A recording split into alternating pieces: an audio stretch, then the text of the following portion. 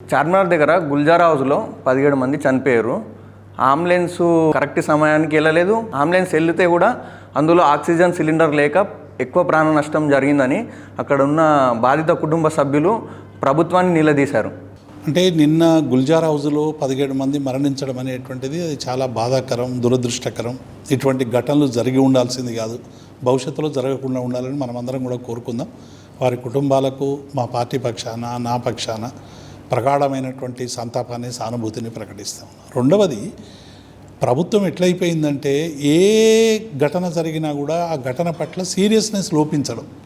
ఇవాళ ఫైర్కు సంబంధించినటువంటి మనం ఇవాళ అధికారులను ఏదో రాజకీయంగా కోసం మనం మాట్లాడడం లేదు.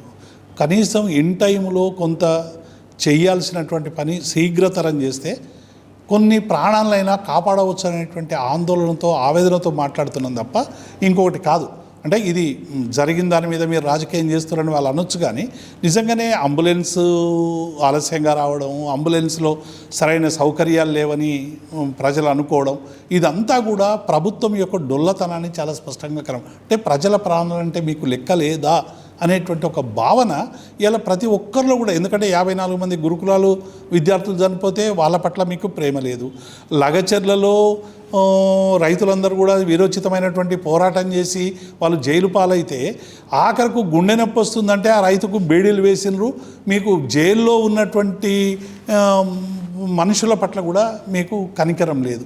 అట్లాగే ఇవాళ కొనుగోలు కేంద్రాలలో రైతులందరూ వచ్చి తమ పంట తమ కళ్ళ ముందే కరిగిపోతూ ఉంటే, వర్షం వచ్చి కొట్టుకుపోతూ ఉంటే ఆ రైతుల పట్ల కనికరం లేదు. మొత్తంగా చూస్తుంటే ప్రజల పట్ల ఈ కాంగ్రెస్ పార్టీకి కనికరం కానీ, ప్రేమ కానీ, చిత్తశుద్ధి కానీ లేనట్టుగా చాలా స్పష్టంగా ఇటీవల జరిగిన ఘటనలు కనబడుతూ ఉన్నాయి. ఇప్పటికైనా ప్రభుత్వం మేల్కొనాలని మేము విజ్ఞప్తి చేస్తూ ఉన్నాం. ఒకవైపు ఇచ్చిన హామీలు అమలు చేయరు, సమస్యలు పరిష్కరించరు. సమస్యలు పరిష్కరించాలని సోషల్ మీడియాలో వార్తలు పెడుతున్నటువంటి విలేకరుల మీద, జర్నలిస్టుల మీద, యూట్యూబ్ ఛానళ్ళ మీద పోలీసు వాళ్ళు దాడి చేస్తారు.